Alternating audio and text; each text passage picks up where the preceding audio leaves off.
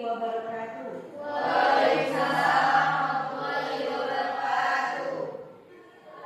Baik, terima kasih kepada MC yang telah memberikan waktunya kepada saya untuk mempresentasikan tentang praktek baik dan implementasi segitiga restitusi dalam pembelajaran.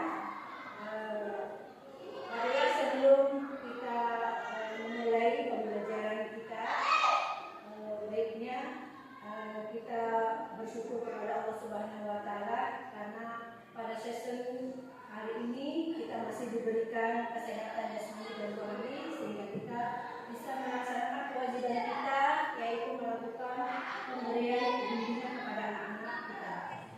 Tidak lupa marilah kita bersalawat kepada Nabi Muhammad SAW pada sahabat-sahabatnya, dan tentunya kita akan selalu diberikan syafaat nanti oleh beliau di akhir.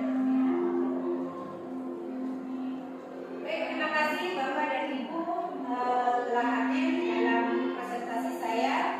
Kebetulan saya mendapatkan tugas dari program guru penggerak di angkatan 8 ini mengenai modul 1.4 tentang budaya positif di lingkungan sekolah. Mudah-mudahan lingkungan sekolah kita di SMK Negeri 6 Kuningan ini akan memberikan budaya positif yang berkelanjutan dan selalu stabil dalam setiap tahunnya. Dan kebetulan hari ini izinkan saya pada Bapak dan Ibu untuk memberikan satu presentasi dari praktik baik saya di tentunya saya di jurusan bisnis dan ilmu pemasaran. Sudah diketahui bahwa saya selama ini menjabat sebagai program prodi dari kompetensi bisnis dan pemasaran. Saya menerapkan beberapa kesepakatan tentang budaya positif juga praktiknya, yaitu yang berkaitan dengan karakter yang dibutuhkan oleh dunia usaha atau dunia industri. Karena kita di sini adalah SMK. Jadi bagaimana caranya dari kelas 10, 11 dan 12 kita bisa membina, membimbing anak-anak kita mempunyai karakter atau budi pekerti atau karakter yang memang sangat dibutuhkan oleh dunia industri. Di sinilah kewajiban kita membimbing dan membina anak-anak kita supaya begitu keluar dari SMK Negerinya mempunyai suatu karakter yang sangat melekat pada dirinya untuk melanjutkan dunia kerja. Ya, salah satunya yaitu kedisiplinan tentang seragam. Itu Bapak dan Ibu.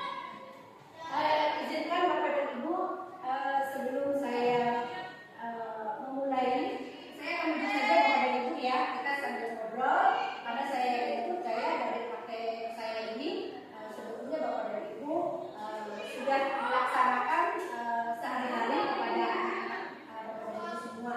Di sini saya hanya ingin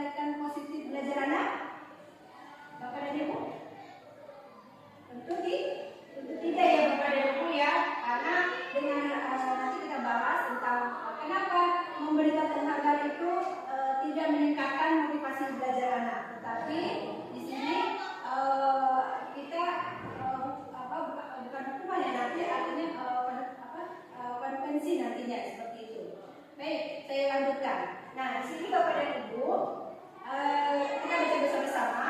Ada suatu kasus, misalnya seperti ini. Ada A dan B. Nah, contohnya misalkan di sini ada Ibu Nesa dan juga ada Bapak Fatur misalkan ya. Nah, di sini sobeklah secari kertas kecil, tuliskan benda atau sesuatu yang sangat berharga untuk Anda. Lalu letakkan di salah satu tangan Bapak dan Ibu dan genggam benda atau sesuatu tersebut dengan segala daya. Nah, buatlah sebuah kepala. Dan apa yang akan terjadi dengan teman tersebut atau ya apa satunya lagi ya akan mencoba dengan sekuat tenaga dengan berbagai cara untuk meminta agar Anda memberikan benda tersebut.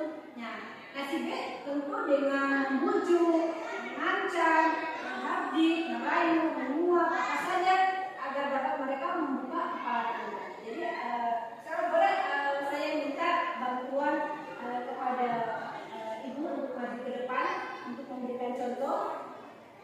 Silakan maju satu orang atau dua orang. Satu orang aja, nanti satunya dengan saya. Oke, yang kita boleh Indonesia maju. Nah, Ibu Nesa kita akan mempraktikkan ini ya. Nah, artinya Ibu Nesa hafalkan seperti ini. Nah, ini ceritanya Ibu Nesa adalah mempunyai sesuatu yang sangat berharga sekali. Nah, ketika saya menginginkan hal tersebut, apa yang terjadi? Ya, saya akan berusaha untuk apa? Meminta atau mengancam atau mendorong apapun. Nah, tapi tentunya Ibu Nesa akan mempertahankan apa yang dipunya. Ya, itulah seperti itu contohnya. Ya, terima kasih Ibu Nesa. Ya, itu dari perubahan paradigma. Ya. Lalu selanjutnya, bagaimana dengan kultural guru? Nah, di sini ada ilusi guru mengukur diri. Ya. Lalu juga ada ilusi bahwa semua penguatan positif efektif dan itu bermanfaat. Ya. Ilusi bahwa kritik akan membuat orang merasa bersalah, lalu dapat menguatkan karakter. Lalu yang keempat adalah ilusi seorang guru atau kontrol guru adalah ilusi bahwa orang dewasa memiliki hak untuk memaksa. Nah, di sini adalah ilusi dari kontrol seorang guru. Nah, ini dikeluarkan oleh Dr. William Jason atau Choice secara individu. Nah, baik saya lanjutkan Bapak dan Ibu. Di sini ada perubahan paradigma stimulus atau respon, ya, teori kontrol atau teori pilihan. Siapa yang sesungguhnya memiliki kontrol tersebut? Ya. Nah, di sini kita bisa lihat, di sini ada stimulus respon. Ya. Guru bisa mengubah murid berpandangan sama dengan guru. Teori kontrolnya apa? Yaitu guru memahami pandangan dari murid. Jadi artinya dari stimulus respon itu, guru itu bisa mengubah pandangan murid berpandangan sama dengan bagaimana caranya murid dan guru itu berpandangan sama. Tetapi di situ juga guru harus bisa memahami apa yang menjadi pandangan dari seorang murid seperti itu. Nah, yang kedua, perilaku guru murid itu dilihat sebagai suatu kesalahan. Nah, di sini teori kontrol seperti apa? Nah, semua perilaku itu memiliki tujuan. Jadi begini Bapak dan Ibu, ketika anak-anak kita melakukan suatu kesalahan, itu tentunya kita sebagai kontrolnya adalah kita tidak boleh menyalahkan secara keseluruhan, karena bisa saja anak melakukan suatu kesalahan menurut kita, tetapi dia itu mempunyai tujuan, karena pandangan kita adalah berbeda.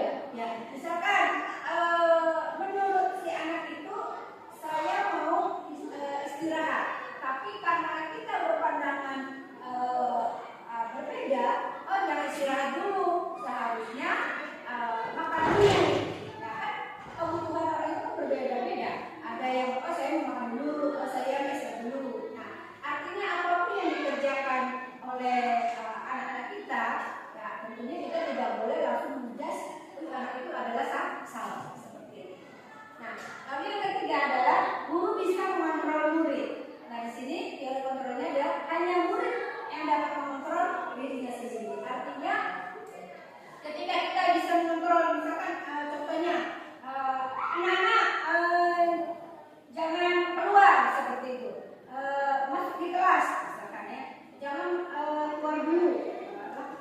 misalkan. Nah, tetapi hanya murid itu sendirilah yang bisa mengontrol dirinya kalau dia itu jangan sampai keluar seperti itu. Nah, artinya disinilah adanya teori kontrol. Jadi kita bisa memaksa sebagai guru, kita bisa memaksa. Anak-anak jangan nakal ya, jangan keluar ya. Nah, tetapi ketika guru itu tidak ada, nah apakah murid-murid kita akan selalu patuh apa yang kita perintahkan? Kan tidak. Tentunya itu semua ada kontrol pada dirinya, pada diri sendiri. Anaknya apakah anak itu mau keluar atau tidak? Nah, seperti itu Bapak dan Ibu ya. Baik, kita lanjutkan. Nah, guru dapat guru dapat memaksa murid pada saat rujukan gagal.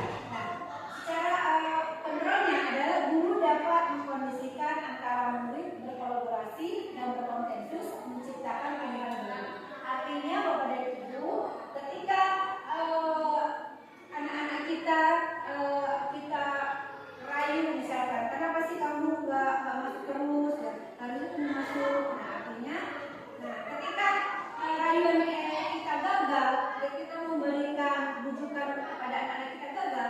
Nah, disinilah teori pilihan kontrolnya anak-anak itu bisa memilih satu pilihan pilihan kondisi. Oh, saya milih seperti ini Pak, saya memilih itu.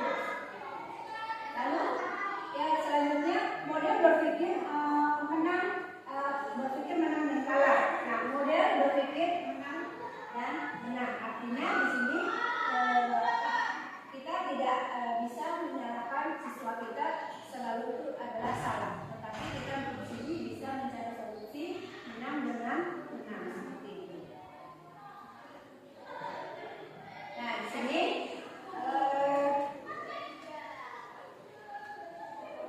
kita lanjut kepada Ibu. Di sini mari kita menata kembali pemahaman kita tentang disiplin.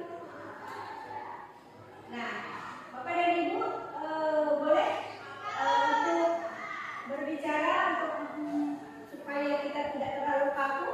Ada yang bisa mengartikan artinya disiplin?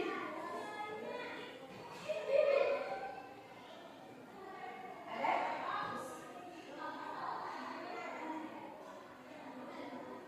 Bisa? Di sini? Ada yang Bapak dan Ibu udah biasa mendisiplin anak-anak, kan seperti itu, ya.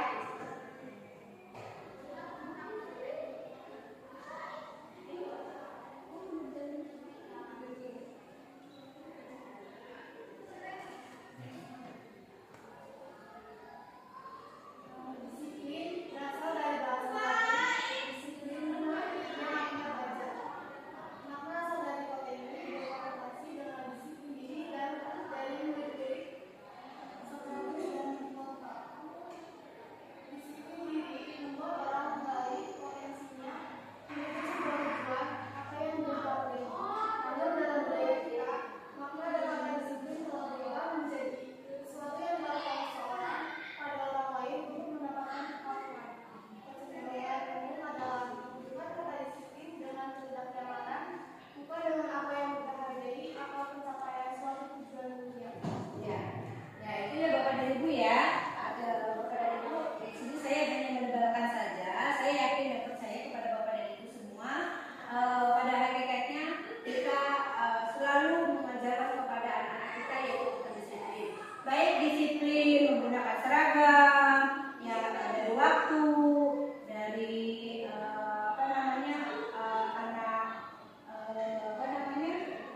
ya intinya disiplin lah ya. Tentunya yang paling dominan tentunya disiplin waktu anak-anak ketika pembelajaran sudah masuk jam 7 anak-anak datang, dan tentunya datang sesuai dengan jam pelajaran atau sudah masuk kelas sesuai dengan jam pelajaran setiap gurunya seperti itu. Ketika selesai istirahat anak-anak kembali belajar masuk kelasnya masing-masing dengan disiplin waktu seperti itu. Ya. Baik, saya lanjutkan. Saya hanya menambahkan saja ya Bapak dan Ibu ya. Nah, di sini disiplin positif ya. Nah, disiplin positif adalah sebuah karakter seseorang dalam bentuk sikap dan tingkah laku yang berbentuk dari kesadaran diri, ya kesadaran dalam dirinya bertanggung jawab terhadap apa yang mereka lakukan dengan berdasarkan pada nilai-nilai kebajikan, ya. Nah, nilai kebajikan itu bisa jujur, bersyukur, tulus hati, berprinsip, integritas, kasih sayang, rajin, komitmen, percaya diri, mandiri, dan lain sebagainya. Jadi artinya disiplin positif adalah suatu karakter yang lahir dari dirinya. Kita sebagai seorang guru tentunya kita juga harus disiplin. Nah, begitu juga dengan siswa kita.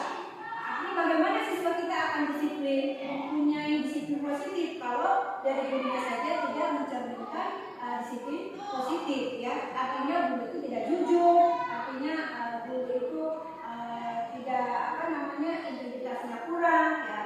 Kita menuntut anak-anak kita supaya datang tepat waktu jam 7, masuk kelas jam 7 mulai pembelajaran. Nah, kita pun sama harus datang sesuai dengan jam pembelajaran kita.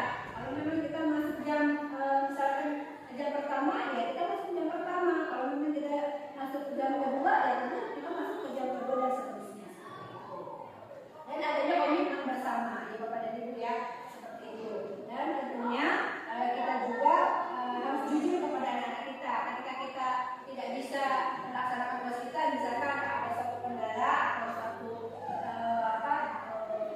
di mana kita harus memberikan satu pelajaran kepada anak-anak kita, tapi kita tidak bisa, ya kita harus jujur, ya, kita minta maaf kepada anak-anak kita. Melalui waktu nanti kita bisa memberikan pembelajaran dengan belajar kita sendiri. Nah, di sini mengapa muncul istilah disiplin positif di sini, ya?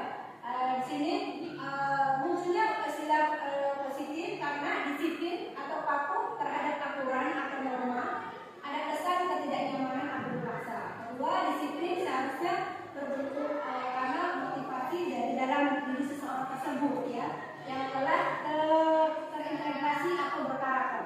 Lalu disiplin itu bisa muncul karena disiplin seharusnya terbentuk karena dari dalam diri orang-orang tersebut dan telah mempunyai suatu karakter.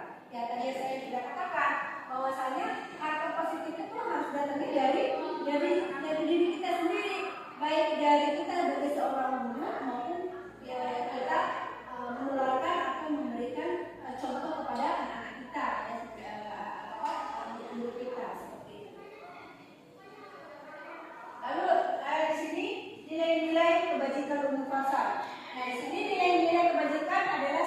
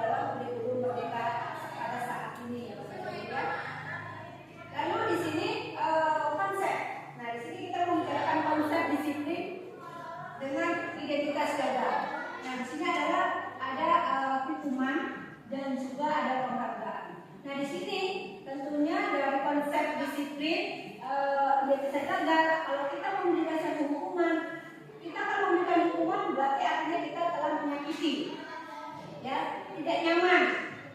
Murid akan merasa takut, lalu murid itu akan juga terpaksa, ya. Murid juga menyembunyikan satu kesalahannya karena takut dihukum, ya. Lalu makanya siswa itu akan menyembunyikan, ya. Lalu murid itu juga akan menjadi rendah diri, ya. Silakan Bu. Silakan Bu. Kita lanjutkan kembali. Di sini tentunya dari hukuman kita adanya penghargaan. Nah, di sini di penghargaan, jika kita memberikan satu penghargaan kepada anak-anak kita, ini akan memberikan merusak hubungan, ya, juga akan mematikan kreativitas anak-anak kita, lalu menghukum dengan sistem ranking. Jadi kita tidak ada yang namanya ranking 1, 2. Makanya setiap kurikulum merdeka ini kita tidak akan memberikan ranking kepada guru, ya. Ini karena memberikan satu penghargaan. Nah, tapi nanti bagaimana Bu kita harus memberikan penghargaan? Berarti kita memberikan penghargaan, kita memberikan apresiasi. Nanti kita akan bahas itu, ya. Lalu merampas hak menghargai dirinya. Di sini adalah konsep dari disiplin identitas gagal. Jadi hukuman dengan penghargaan. Nanti hukuman itu kita ganti dengan istilah apa, penghargaan itu dengan istilah apa kalau di dalam kurikulum merdeka ini.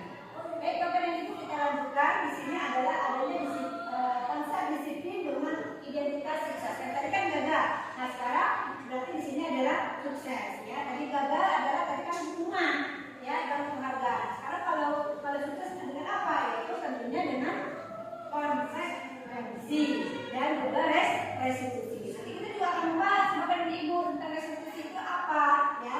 Baik, kepada Ibu saya lanjutkan. Di sini ada konsekuensi ini adalah penguatan jangka pendek, ya. Artinya ketika anak melakukan satu keliruan, nah disinilah kita memberikan substansinya. Tetapi substansi ini kita berikan tentunya ada kesepakatan dulu, ada kesepakatan atau keyakinan kelas atau keyakinan kelas. Makanya di sini saya di jurusan saya Bapak dan Ibu, saya sudah membuat suatu keyakinan kelas atau kesepakatan, ya. Misalkan salah satu contohnya untuk anak perempuan adalah berjilbab. Nah, tapi jilbabnya itu kita masukkan sesuai dengan karakter yang ada di perusahaan tersebut, seperti itu. Karena kita ada di SMK Bapak dan Ibu, ya. Baik, saya lanjutkan. Nah, kedua, perlunya monitoring berkelanjutan. Ya, artinya ketika kita sudah memberikan konsekuensi kepada anak kita, nah tentunya kita harus memberikan kontrol. Bagaimana kelanjutannya? Apakah anak-anak kita tetap masih seperti itu, melanggar aturan, atau sudah berubah? Nah, disinilah fungsinya kita sebagai guru untuk mengontrol dari kompetensi yang kita berikan. Nah, di sini adanya stimulus atau respon, yaitu tadi artinya ada kontrol tadi, ya. Kita memberikan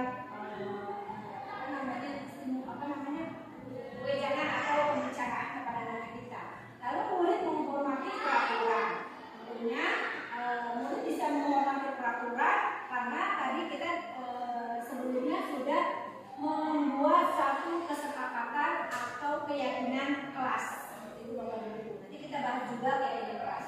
Lalu kehilangan waktu untuk memenuhi kesalahan. Nah, dari konsep disiplin dengan identitas sukses, yaitu adanya restitusi. Apa itu restitusi? Baik, nanti untuk kata restitusinya nanti kita sekarang restitusi itu apa sih konsepnya? Yaitu murid harus bisa bertanggung jawab terhadap perilakunya, ya. Yang kedua,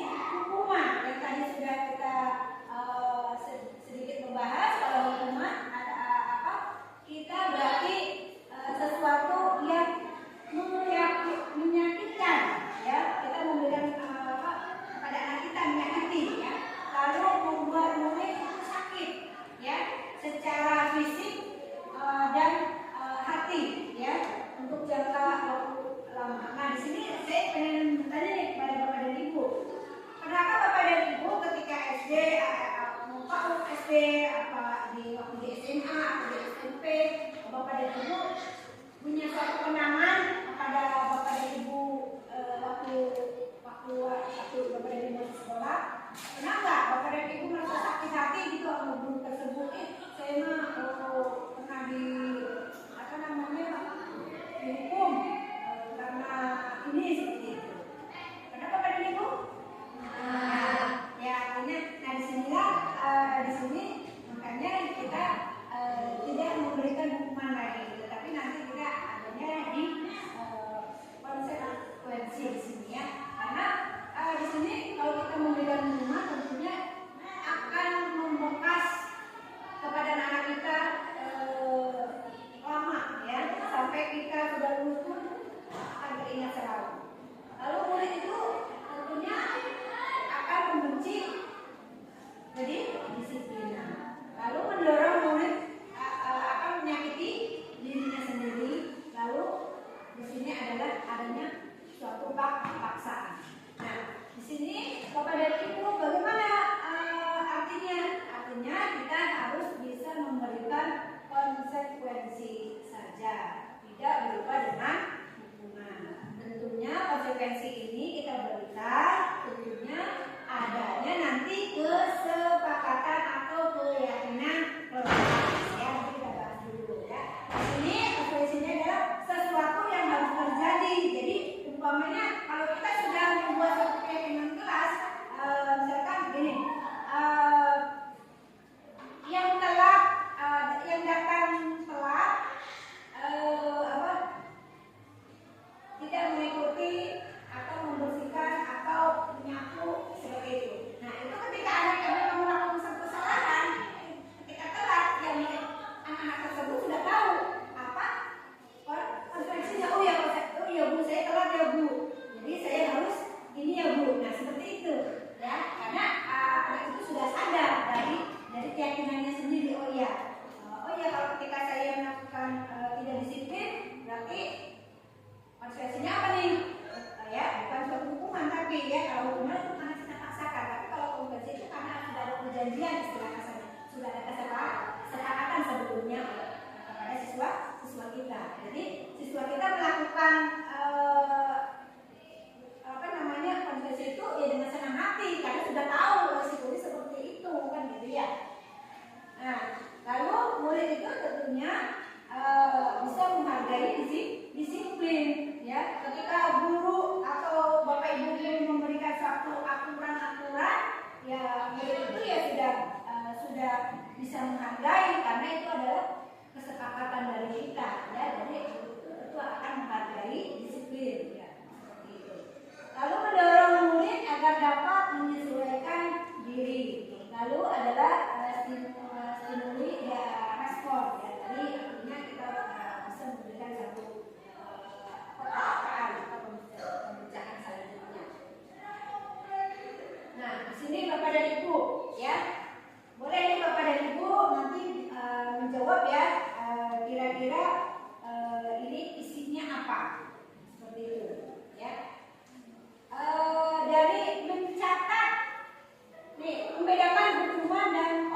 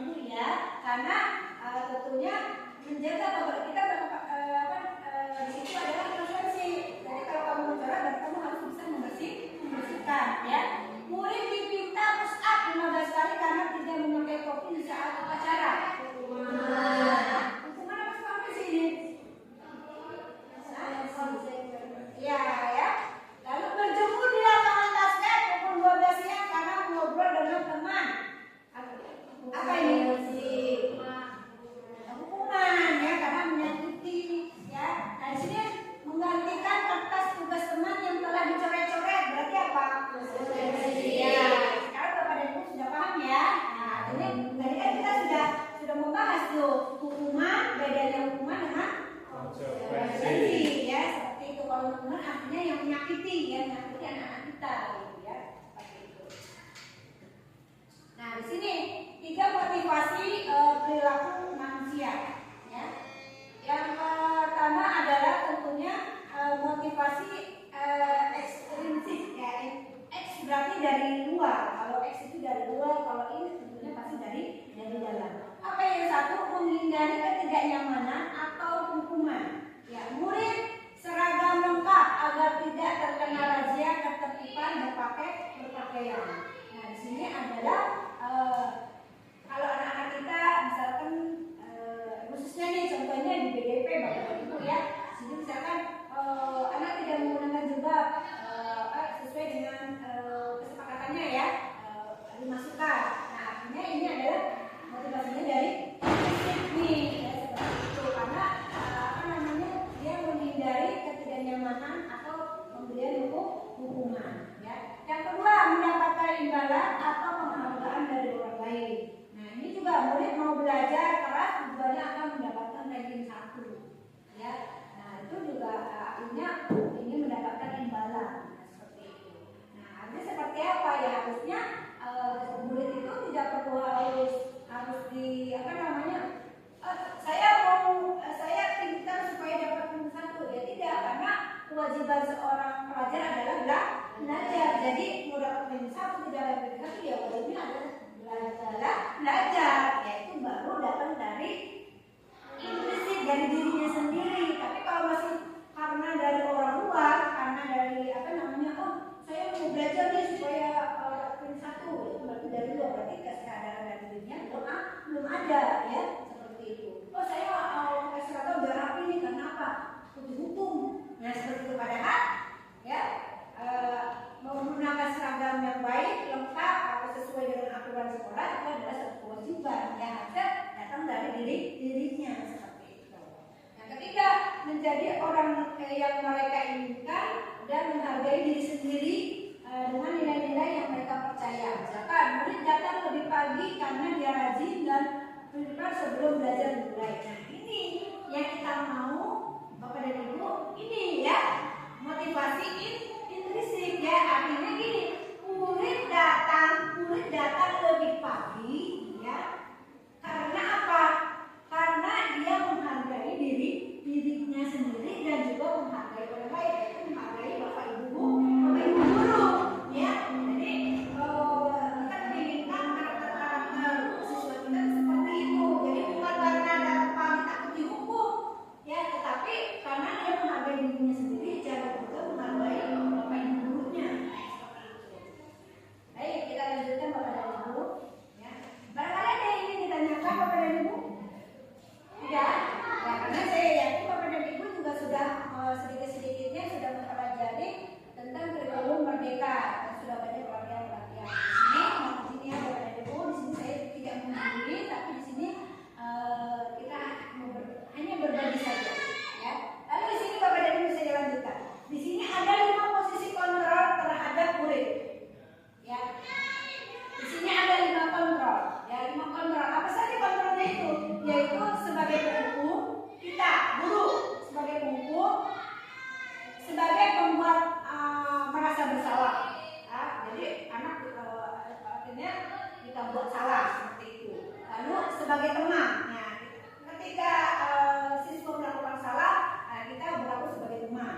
Nah, nanti dari 5 kontrol ini mana yang harus kita punyai kita sebagai guru? Apakah kita sebagai penghukum? Apakah kita sebagai bapak dan ibu guru harus sebagai murid yang merasa bersalah? Apakah kita sebagai bapak dan ibu guru ketika murid melakukan salah kita sebagai teman, ataukah sebagai pemantau, ataukah kita sebagai manajer? Seperti itu. Nanti kita bahas bersama-sama. Tapi intinya bapak dan ibu, dari 5 kontrol terhadap murid ini, tentunya yang paling baik adalah mana bapak dan ibu? Boleh pilih? Sebagai siapa? Kalau bapak dan ibu pilih, bapak dan ibu sebagai siapa nih? Apakah bapak dan ibu sebagai penghukum? Itu tidak ya bapak dan ibu ya. Sebagai murid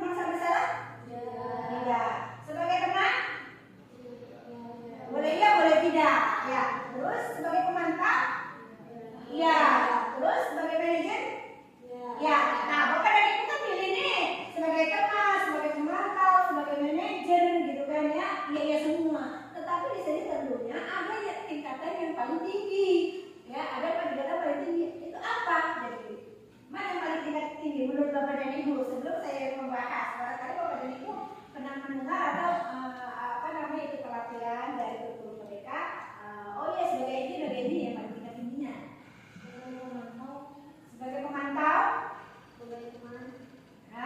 ya tentunya yang paling baik ini Bapak dan Ibu ya, yang paling baik adalah sebagai manajer seperti itu ya Bapak dan Ibu ya. Tentunya yang paling ini nggak sampai ya. Nah ini juga ya, ini bolehnya bekerja seperti itu. Sebagai teman. Nah Bapak dan Ibu kenapa saya katakan sebagai teman? Boleh kita sebagai teman. Nah ini kalau untuk dunia apa ya, dunia kita nih di SMK yang di sini sebagai teman itu tidak begitu baik. Nah di sini itu untuk TK, PAUD ya, pemantau kita juga sebagai TK dan PAUD ya. Tapi kalau kita udah seperti ini kita harus di sini. Nah, kenapa ada sebagai teman? Karena untuk yang PAUD, yang TK tentunya itu kan logika cara berpikirnya belum seperti kita yang duduk di SMK ya pada Ibu ya, seperti itu. Ya, jadi sebagai teman. Nah sebagai teman inilah nanti tetap untuk panggilannya itu Bapak dan Ibu guru ya, seperti itu. Cuma artinya pendekatannya itu harus sampai di sana karena untuk TK atau PAUD. Baik Bapak dan Ibu saya lanjutkan. Nah di sini adalah contoh. Bapak dan Ibu ya, contoh kasus murid sering datang terlambat. Nah, ketika Bapak dan Ibu menemui murid yang suka terlambat, nah ini sebagai hukuman, ya. Murid diminta push up 10 kali, ulang, push up. Nah, seperti itu. Nah, berarti kita sebagai penghukum, ya. Nah, lalu di sini sebagai teman, ya. Sebagai teman, di sini dulu deh, membuat rasa bersalah. Guru memberitahu sudah berapa kali kamu terlambat, begitu parahnya kamu. Jadi saya membicarakan telat dulu. Nah seperti itu. Artinya kita sebagai guru memberikan apa? Rasa bersalah. Nah sini sebagai teman nih, ayolah jangan terlambat lagi. Buat senang guru ini loh, jangan terlambat lagi ya nanti. Sebagai teman. Seperti itu.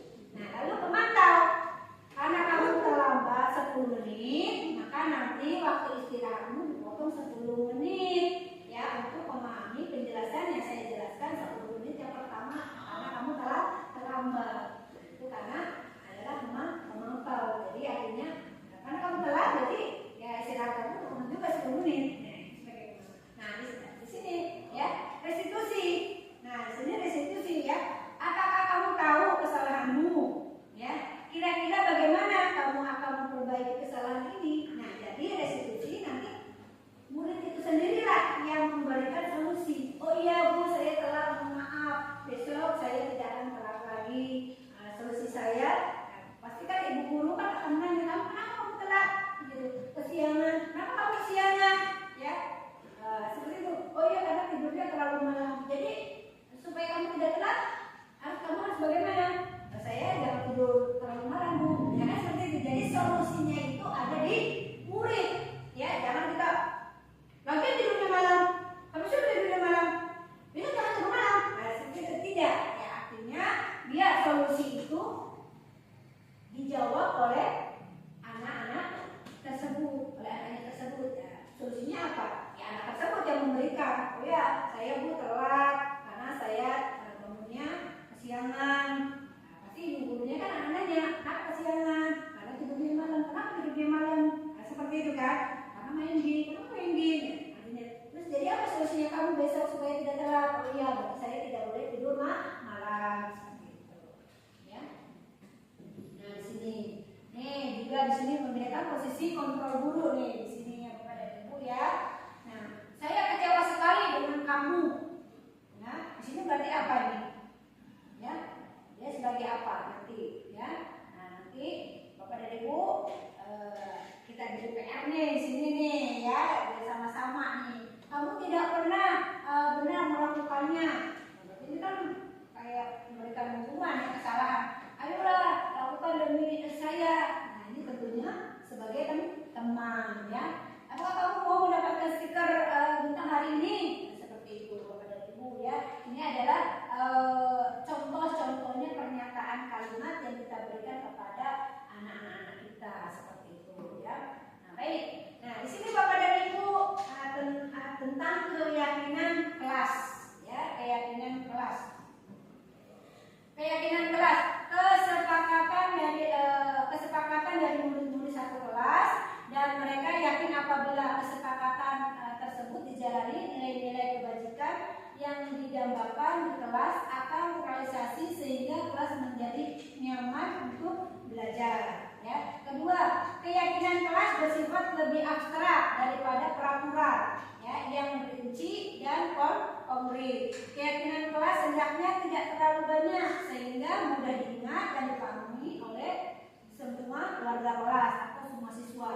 Nah, pernyataan keyakinan kelas senantiasa dibuat dalam bentuk positif ya. Jadi Bapak dan Ibu silakan, dan sekarang barangkali Bapak dan Ibu di kelasnya belum ada kesepakatan atau keyakinan kelas. Disinilah nanti Bapak dan Ibu harus membuat keyakinan kelas. Jadi ketika anak melakukan satu keliruan, nah di sini kita akan kembalikan di keyakinan kelas kita masing-masing. Jadi akhirnya restitusi itu akan berjalan Bapak dan Ibu di sini ya. Gitu. Nah di sini, mengapa keyakinan kelas bukan peraturan kelas? Ya, mengapa kita memiliki peraturan tentang penggunaan helm ya pada saat mengendarai kendaraan roda atau bersepeda motor? Yaitu karena untuk keselamatan ya. Nah, mengapa kita memiliki peraturan tentang penggunaan masker dan mencuci tangan setiap saat? Nah, seperti itu ya. Tentunya juga di sini tentang itu kesehatan. Nah, di sini ketentuan merumuskan keyakinan kelas. Di sini rumusnya Bapak dan Ibu, barangkali Bapak dan Ibu ingin membuat keyakinan kelas nanti. Ya, satu berupa pernyataan universal ya. Lalu sesuai kondisi kelas agar mudah diterapkan. Lalu menggunakan kalimat yang positif. Sedikit saja agar mudah diingat ya, hanya 5 sampai 7 rumusan ya. Lalu melibatkan semua warga kelas. Misalkan keyakinan kelas kita adalah tidak terlambat masuk datang sekolah. Kedua, kelas menjaga kebersihan kelas, seperti itu Bapak dan Ibu ya. Kita lanjut lagi. Nah, di sini apa itu restitusi? Nah, restitusi adalah sebagai seorang guru ketika murid Bapak dan Ibu melakukan satu kesalahan. Tindakan mana yang Bapak Ibu lakukan? Ya, di sini menunjukkan kesalahannya dan meminta melihat kesalahannya baik-baik, mengatakan kamu seharusnya tahu bagaimana kamu seharusnya bertindak. Mengingatkan murid Bapak dan Ibu akan kesalahannya yang sama di waktu sebelumnya. Bertanya kepadanya, kenapa kamu melakukan sesuatu yang harusnya tidak kamu lakukan? Nah, mengkritik dan mendiamkan. Nah, murid Anda telah merasa menjadi murid yang gagal di sini ya. Nah, lalu di sini lagi Bapak dan Ibu kita lihat ya. Apa itu restitusi? Ya, di sini restitusi adalah proses menciptakan kondisi bagi murid untuk memperbaiki kesalahan mereka sehingga mereka bisa kembali kepada kelompok mereka dengan karakter yang lebih kuat. Nah, restitusi juga merupakan satu proses kolaborasi yang mengajarkan murid untuk mencari solusi untuk masalah mereka dan membantu murid berpikir tentang seperti apa yang mereka inginkan menjadi tujuan mulia dan bagaimanakah mereka harus memperlakukan orang lain. Nah, artinya Bapak dan Ibu, yang sudah saya katakan bahwa restitusi adalah solusinya datang kembali ke siswa tersebut. Jadi solusinya itu bukan datang dari Bapak dan Ibu, tetapi solusinya adalah datang dari murid-murid tersebut. Nah, kita lanjutkan. Oh, masih ada setengah slide lagi Bapak dan Ibu ya. Di sini ada 14, sekarang baru 42. Ya. Bagaimana dengan ciri-cirinya Bapak dan Ibu? Ciri-cirinya bukan untuk menebus kesalahan, namun untuk belajar dari kesalahan. Lalu cirinya adalah memperbaiki hubungan, tawaran, bukan lagi paksaan. Restitusi menuntut untuk melihat ke dalam diri.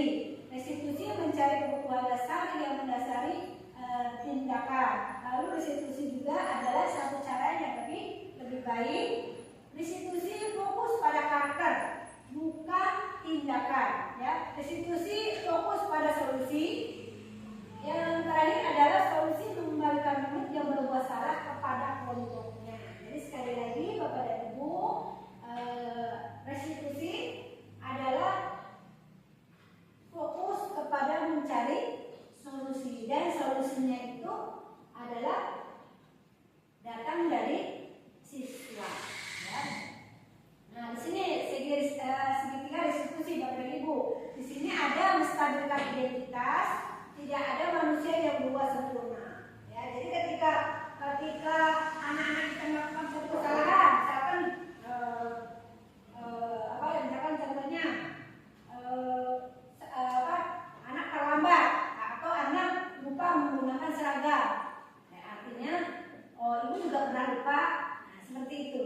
Nah, mudah-mudahan besok kamu tidak lupa lagi ya. Nah, itu kan artinya bahwasannya bukan biasanya yang melakukan satu kesalahan, tapi orang lain juga bisa melakukan satu kesalahan. Nah, tapi bagaimana kesalahan itu? Ya. Nah, di sini lagi kita tindak lanjuti, memvalidasi tindakan yang salah. Kamu pasti punya alasan mengapa kamu melakukan hal seperti itu. Jadi ketika kita sebagai bapak dan ibu guru sudah memberikan, oh bukan kamu saja kok yang salah. Nah, ibu juga pernah kok melakukan hal itu. Nah, lalu kita tindak lanjuti, kita validasi, ya. Tentunya kamu punya alasan dong kenapa kamu bisa seperti itu. Nah, itu kan.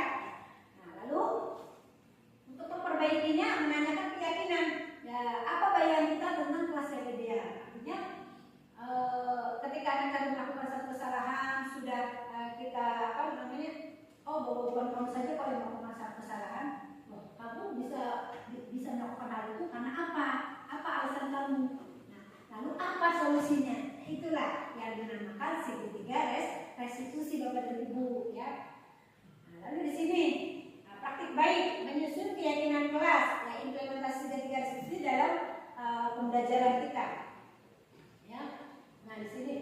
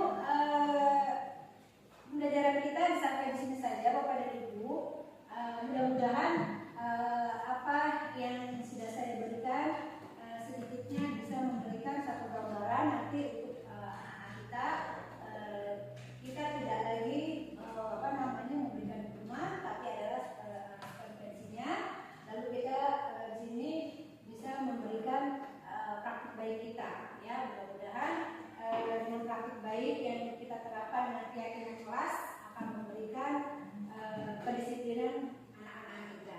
Terima kasih dan saya akhiri saja. Mohon maaf apabila ada kekurangan dalam pemberian materi ini. Mudah-mudahan nanti akan dilanjutkan materi yang berikutnya. Terima kasih. Assalamualaikum warahmatullahi wabarakatuh. Waalaikumsalam warahmatullahi wabarakatuh.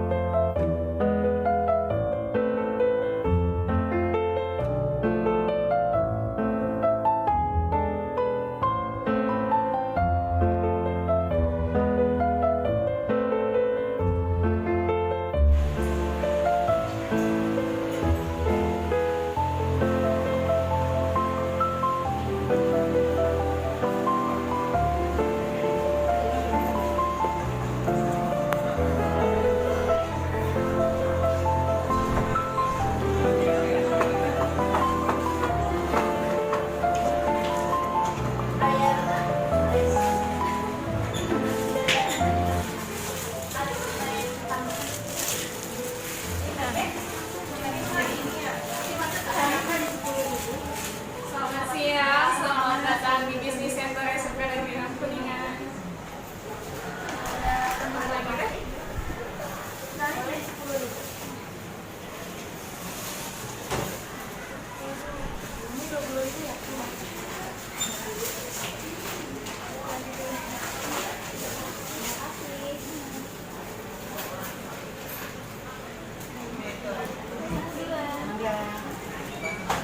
Rapi-rapi. Loh, kok yang satu nggak rapi nih? Lupaan apa buru-buru? Buru-buru tuh soalnya habis sholat dulu tuh langsung jaga toko, nggak ada yang jaga. Iya.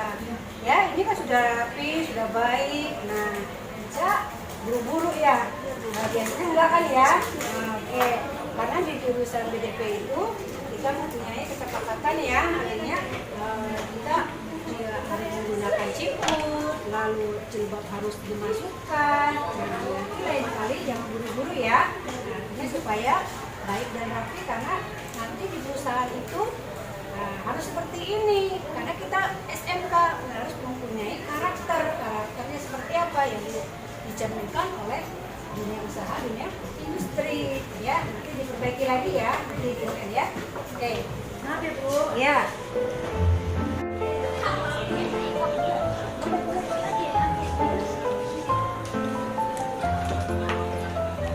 Pandu, sini. Lagi pada ngapain ini di sini? Lagi nongkrong, lagi istirahat nih? Oh, istirahat. Tadi kenapa manggil-manggilan nih? Oh, Pandu. Habis makan apa Pandu? Minum apa? Ale-ale. Ale-ale. Terus? Kok tadi langsung pergi aja? Buru-buru, Bu. Buru-buru. Kita kan di kesepakatan kita itu harus lihat, sampah, ambil.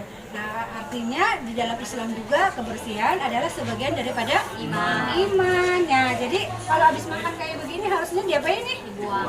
Harus dibuang. Dibuangnya di mana nih? Tempat sampah. Di tempat sampah. Ada tempat sampahnya di sini? Ada. Di mana tempat sampahnya? Oh, di sana. Ya, jadi kalau habis makan, tolong dirapikan kembali supaya terciptanya bisa lihat sampah. Ya, coba diambil sampahnya lalu dibuang ke sana. Ya. Terima kasih ya sudah menjaga lingkungan kebersihan SMK Negeri 6. Silakan dikesanain dulu, nanti kamu boleh kesini lagi. Nah, seperti itu ya. Jadi siapapun kamu juga ya. Nanti kalau mau lihat sampah, nah harus diambil, masukkan ke tong sampah. Oke. Terima kasih Pandu ya. Nah, kamu siapa nih ini? Patur, Bu. Oh, Patur. Patur makasih ya sudah menjaga lingkungan kita. Mudah-mudahan kalian nanti seperti itu. Nanti di tempat kerja juga kamu harus menjaga kebersihan. Oke ya, silakan kamu mau melanjutkan tadi buka kelas. Oh, sok silakan ke kelas. Ucapan dulu, mohon minta maaf lagi Bu, lupa sampai dibuang. Iya, tunggu makan ya, karena tadi buru-buru ya. Nanti tidak diulangi lagi ya. Oke, ya. Terima kasih. Silakan kalau mau ke kelas.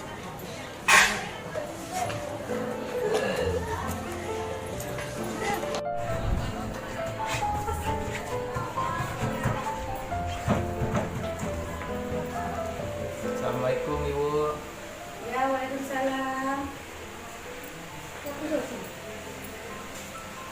Ibu, tadi waktu istirahat, Pan mau ngomong Bu, Ya. mau minta maaf pada Ibu, tadi sampahnya lupa dibuang waktu istirahat.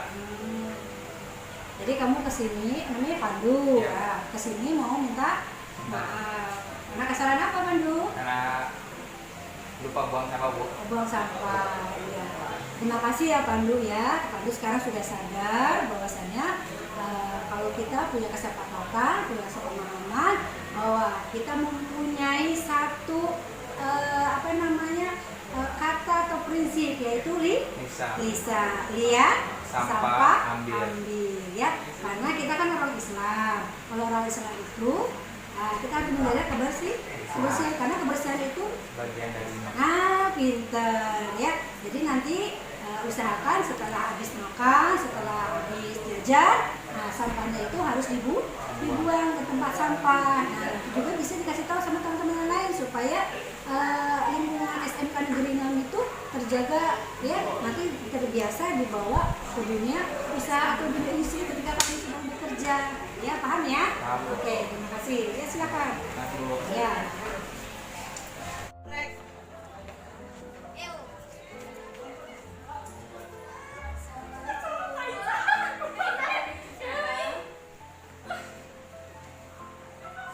Kenapa, Ica?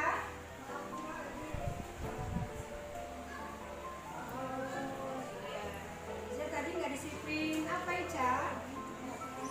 Rapihan apa itu? Coba, ya. Terima kasih atas kesadaran Ica, sudah paham, telah melakukan. Memang tadi Ica buka jilbab itu karena buru-buru ya, bukan karena kelupaan atau apa. Jadi melayani customer ya, jadi menjaga diri center ya. Nah sekarang sudah rapi, sudah baik. Nah, artinya inilah cerminan dari jurusan kita ya. Semoga Ica untuk kedepannya selalu waspada, atau artinya lebih tertib lagi untuk menjalankan kedisiplinan yang telah kita sepakati bersama, yaitu menggunakan siput dan juga jilbab ya. Nggak apa-apa ya, nanti lain kali usahakan